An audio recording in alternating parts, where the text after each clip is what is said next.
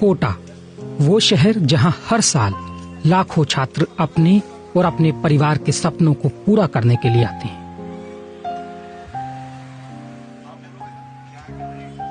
Students की चहल पहल से गुलजार रहने वाला ये शहर अब धीरे धीरे खाली हो रहा है।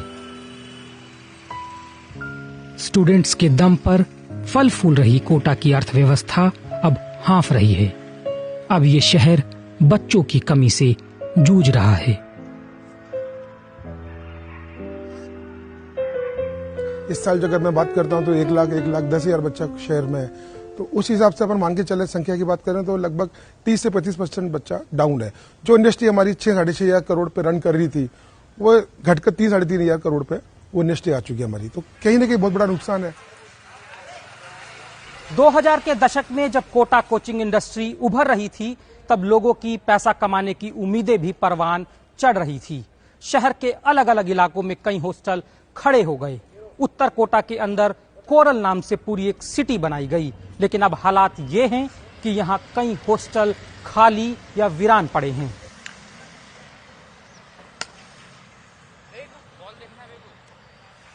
मैंने 20 साल में कभी भी पीछे मुड़ के नहीं देखा बिजनेस में।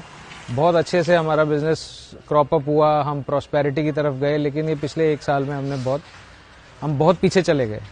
ये हम 2018 से 2022 तक हमारा ये रेंट 14 to 16,000 रुपीज जो हमने यहाँ पर लिखा हुआ था, वो अब हमने यहाँ पर पहले हमने 5,500 रखा, वो नहीं मैनेज हो पाया। फिर हमने 4,000 रखा, फिर नहीं हो पाया। 3,000 में भी मैनेज नहीं हुआ। अब हमने 2,500 पे रखा, तो हमारे पास 30% ही अकोमोडेशन हम मैनेज कर पाए, अदरवाइज वो भी नहीं हो पा रहा। कई ऐसे लोग हैं जिन्होंने लोन लेकर हॉस्टल बनवाए।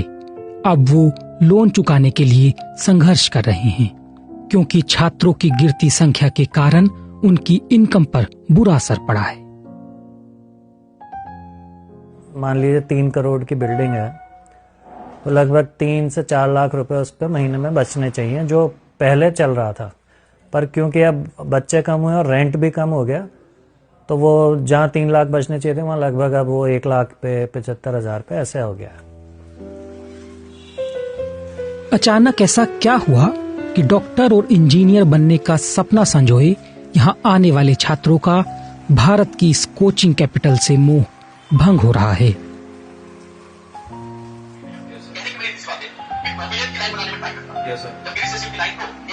हाँ, मैं गांव से पढ़ा हूँ हिंदी मीडियम से। मेरी 10th हिंदी यूनिवर्सिटी थी और 12th बी यूनिवर्सिटी। तो क्या बोलते हैं, यहाँ समझने में काफ़ी दिक्कतें मिली लैंग्वेज वगैरह को, क्योंकि यहाँ पे NCERT इंग्लिश लिखी है, सारी NCERT में इंग्लिश की है। इंग्लिश में पढ़ना था मुझे जैसे, तो एक पहले फर्स्ट ईयर तो मुझे लग गया समझने में कि सर क्या बोल रहे हैं। ऐसा लग रहा है कि कोई एलियन है सामने बोल रहे हैं। यहाँ दोस्त भी नहीं है कि सर घूम सके, तो दोस्त यहाँ पे नहीं मेरा कोई। पहले दोस्त थे, लेकिन एक हो गया उसका तो चला गया, दोस्त नहीं बचे। सर सपना है मेरा डॉक्टर बनना, इसलिए क्या बोलते हैं मैं लगा पड़ा हूँ इसमें, और मैं कर लूंगा एक दिन, पता है मुझे इस साल हो जाएगा मेरा। बहुत बार शहर का अकेलापन और क्लास टेस्ट का दबाव बच्चों को मुश्किल में डाल देता है। मैंने अपनी बेटी को यहाँ भेजा है मेडिकल की तैयारी के लिए, और यहाँ कोर्स काफ़ी रहता है बच्चों को।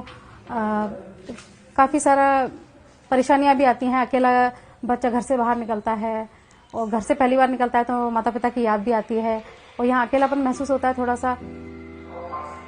कोटा बीते कुछ समय से आत्महत्याओं की वजह से भी सुर्खियों में रहा है। साल 2023 में यहाँ 23 स्टूडेंट्स ने आत्महत्या की। इनमें ज्यादातर केस में पढ़ाई और कंपटीशन का दबाव वजह बताया गया। बिहार के रहने वाले आदित्य ऐसे ही एक छात्र हैं। उन्होंने 2 साल कोटा में रहकर इंजीनियरिंग की तैयारी की, लेकिन अब वो वहाँ के माहौल से परेशान होकर पटना आ गए हैं। मेरे साथ 10 से 11 जो स्टूडेंट जो एक ही स्कूल में पढ़ते थे, सारे कोटा गए थे, और मेरे साथ एक छोटा भाई था जो 8th क्लास में था, तो उसको भी साथ में ही लेके गए थे कोटा। और वहाँ पे मतलब 2 साल पढ़ने के बाद इसी साल मतलब सारे स्टूडेंट जितने भी गए थे सारे वापस आ गए। वहाँ क्या होता है मैम, रेगुलर इंटरवल पे आपको सुसाइड का न्यूज सुनने को मिलेगा, जिस कारण से मैम कुछ दिन तक हम डिस्टर्ब भी रहे। हाल ही में शिक्षा मंत्रालय की कोचिंग सेंटर्स के लिए बनाई गई गाइडलाइंस का भी शहर पर काफी असर पड़ा है। गाइडलाइंस के तहत अब 16 साल से कम उम्र के छात्र कोचिंग सेंटरों में दाखिला नहीं ले सकते। इसके साथ ही कोटा में स्टूडेंट्स की कम होती संख्या के पीछे विशेषज्ञ दूसरे कारणों को भी जिम्मेदार बताते हैं। देश विदेश देश के सारे बड़े बड़े कोचिंग संस्थान खुद पटना आ गए हैं, तो लोगों को माहौल भी अच्छा दिख रहा है, पढ़ाई अच्छा दिख रहा है, एनवायरनमेंट अच्छा दिख रहा है, लोकल सपोर्ट पैम्परिंग भी अच्छा दिख रहा है। इससे गार्जियन को लगता है मेरा बच्चा घर के बगल में रहेगा, मेरे पास रहेगा, तो अगर कोई बात होती है तो 1 घंटे में आधे घंटे में गार्जियन देखने आ सकता है।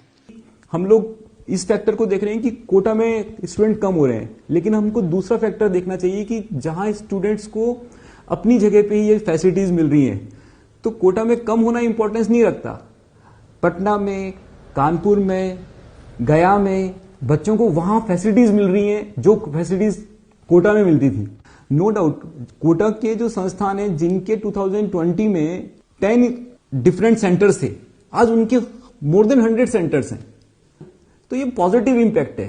एक शिक्षा इंडस्ट्री के रूप में स्थापित हो चुके कोटा के पांव उखड़ने से अब बड़े पैमाने पर लोग प्रभावित हो रहे हैं। 1 साल पहले ये हाल था हमारा कि हम 1000-1200 रुपए कमा लेते थे, जिसमें 200 की गैस जल जाती थी हमारे, और 1000 रुपए ले जाते थे। और अभी ये हाल हो गया कि अभी सुबह 8 बजे निकलते हैं तो शाम को 6-7 बजे तक भी क्या है 500-600 रुपए बड़ी मुश्किल से हो पा रहे हैं यार। फर्क ही बच्चों से पड़ा यार। अब हमने सोचा था इस साल बच्चे ज्यादा आएंगे, मगर बच्चे रुपया में से 54 नहीं आए। पहले हमारी साल में 2-2.5 हजार साइकिलें बिकती थी, अब 300-400 बिक जाए वही गनीमत है। जो पहले साइकिल हम 2500-2800 की बेचते थे, आज 1500 में बेचते हैं, तब भी ग्राहक नहीं लेता है। ज्यादातर साइकिल नहीं लेते हैं बच्चे यहाँ पे। पहले तो चौराहे पे भीड़ लगी रहती थी, इतने पब्लिक रहती थी, टाइम 1 मिनट का नहीं रहता था मेरे को। आज ये माहौल है कि खड़ा रहना पड़ता है चुपचाप। धंधे पे 50% फर्क है। 80 किलो दूध निकालता था, आज 40 किलो दूध नहीं निकल रहा है। कोटा की ये तस्वीरें एक बड़े बदलाव का संकेत दे रही हैं। भारत की कोचिंग कैपिटल कहा जाने वाला ये शहर अब खुद अपने भविष्य को लेकर चिंतित है। सीटू तिवारी और सिद्धार्थ केजरीवाल के साथ अभिनव गोयल, कोटा, BBC।